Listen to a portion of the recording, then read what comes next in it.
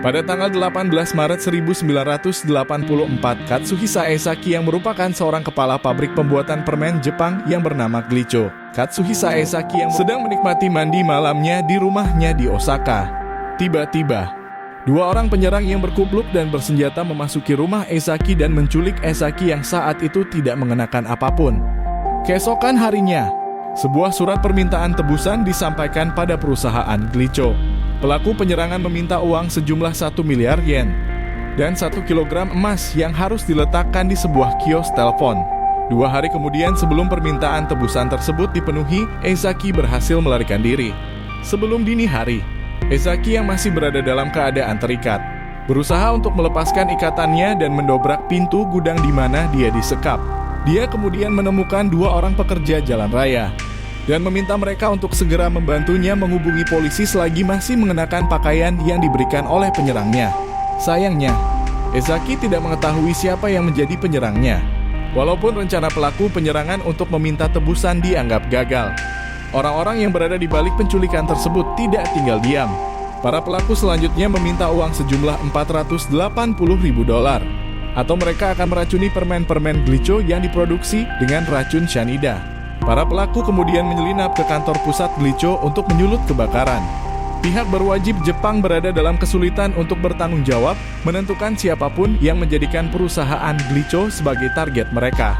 Dan ketidakmampuan memecahkan kasus Glicho telah mencoreng reputasi polisi Jepang. Pada tanggal 8 April 1984, media menerima surat pertama yang merupakan satu dari ratusan surat yang dikirim oleh para pelaku selama 1,5 tahun ke depan. Surat tersebut berisi ejekan bagi polisi dan bahkan mencoba untuk membantu mereka dalam melakukan tugasnya. Surat tersebut dianggap menjadi penyanggah atas beberapa teori seperti penculikan yang terjadi merupakan pekerjaan orang dalam, atau pemilik gudang tempat Esaki disekap memiliki keterlibatan. Penulis surat tersebut juga memberikan lebih banyak petunjuk bagi polisi dengan memberikan informasi bahwa mobil yang mereka gunakan berwarna abu. Dan mereka juga menyebutkan nama toko yang menjadi tempat mereka membeli makanan.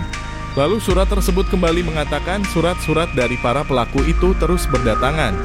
Mereka memiliki kemampuan untuk menarik perhatian publik dengan memanfaatkan media untuk memastikan bahwa bentuk ancaman dan kejahatan yang mereka lakukan diberitakan secara luas pada masyarakat. Para kritikus mengkategorikan tindakan yang mereka lakukan sebagai Gekijo Hanzai, atau kejahatan merupakan sebentuk teater. Surat-surat tersebut berisi hal-hal detail yang diberikan secara acak pada pihak berwajib, seperti pintu gerbang yang digunakan untuk memasuki kawasan pabrik, atau model mesin tik yang mereka gunakan untuk mengetik surat. Namun, tidak ada satupun dari petunjuk-petunjuk tersebut mengarah pada sesuatu hal, yang semakin membuat polisi terlihat tidak kompeten. Hampir semua bukti yang tertinggal di tempat kejadian merupakan bukti curian atau memang sengaja diproduksi secara massal. Hal tersebut berarti melacak para pelaku adalah sebuah hal yang tidak mungkin. Sebuah petunjuk yang menonjol tentang surat-surat yang dikirimkan oleh para pelaku adalah dialek yang digunakan dalam penulisan surat menunjukkan seseorang yang berasal dari Osaka. Walaupun teori linguistik tersebut termasuk hal yang menarik, namun tetap saja tidak membantu pihak berwajib untuk secara lebih dekat menangkap orang-orang yang bertanggung jawab atas kejahatan yang terjadi. Pada bulan Juni 1984, para pelaku mulai menunjukkan diri dalam surat-surat yang mereka kirim sebagai monster dengan 21 wajah, yang memberikan isyarat sebuah cerita anak-anak dari tahun 1936 yang ditulis oleh seorang penulis Jepang yang bernama Edogawa Rampo dengan judul Lelaki Misteri dengan 21 wajah. Buku cerita tersebut mengisahkan seorang pencuri yang terus menyibukkan diri dengan koran setiap hari, dan sangat mahir dalam penyamaran sehingga dia bisa menjadi siapa saja. Pada bulan September 1984, produsen permen Jepang lainnya yang bernama Morinaga dan Company mulai menerima surat yang berisi sebuah bentuk pemerasan. Dan pelaku akan melakukan sebuah aksi yang tidak terduga jika mereka tidak menerima uang sejumlah $410.000. Menurut keterangan yang dituturkan oleh polisi, pihak Morinaga dan Company tidak pernah memberikan uang yang diminta oleh pelaku. Pada tanggal 8 Oktober 1984, sebanyak 18 paket permen yang diduga mengandung racun cyanida akhirnya ditemukan dan dilakukan pengujian. Satu paket ditemukan di sebuah supermarket yang hanya berjarak 22 meter dari rumah Esaki. Tidak semua paket permen yang ditemukan mengandung racun cyanida, namun setidaknya satu paket cukup untuk membunuh seseorang. Mungkin karena peringatan yang sudah diumumkan, tidak ada seorang pun yang memakan permen beracun cyanida.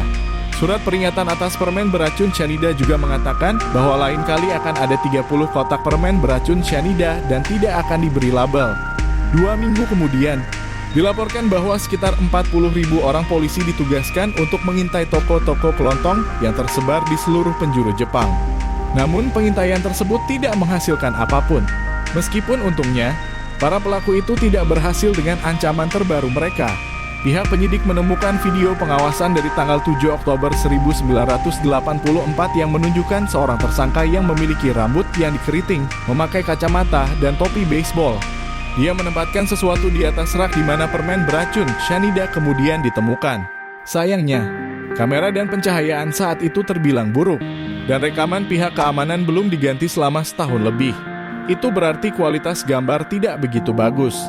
Gambar seorang pria yang terdapat di dalam rekaman tersebut kemudian dipublikasikan. Namun, dia tidak pernah ditemukan. Sebagai tambahan dalam rekaman yang tidak jelas tersebut, sambungan telepon untuk melakukan pemerasan yang konon dilakukan oleh Monster dengan 21 wajah juga dipublikasikan.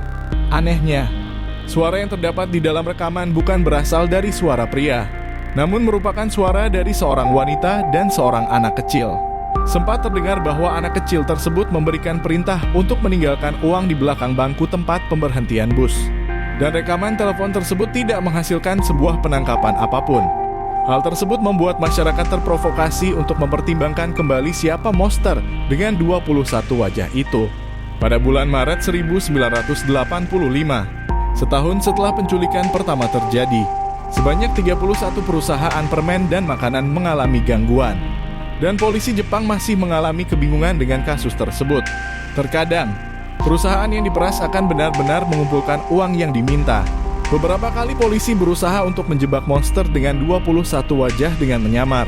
Hal ini dilakukan ketika Monster dengan 21 wajah memberikan instruksi pada perwakilan Glico untuk menunggu sebuah telepon di sebuah pemberhentian truk. Polisi yang menyamar menunggu telepon dari mereka, dan tidak ada satupun sambungan telepon yang muncul. Perusahaan Glico sangat terpengaruh dengan seluruh peristiwa yang terjadi. Pada satu titik setelah Monster dengan 21 wajah secara terbuka mengancam akan meracuni permen yang diproduksi oleh perusahaan Glico. Semua produk yang diproduksi oleh perusahaan Glico ditarik dari rak, dan hal tersebut membuat perusahaan Glico berhenti beroperasi untuk sementara, serta memberhentikan 2/3 karyawan paruh waktu mereka.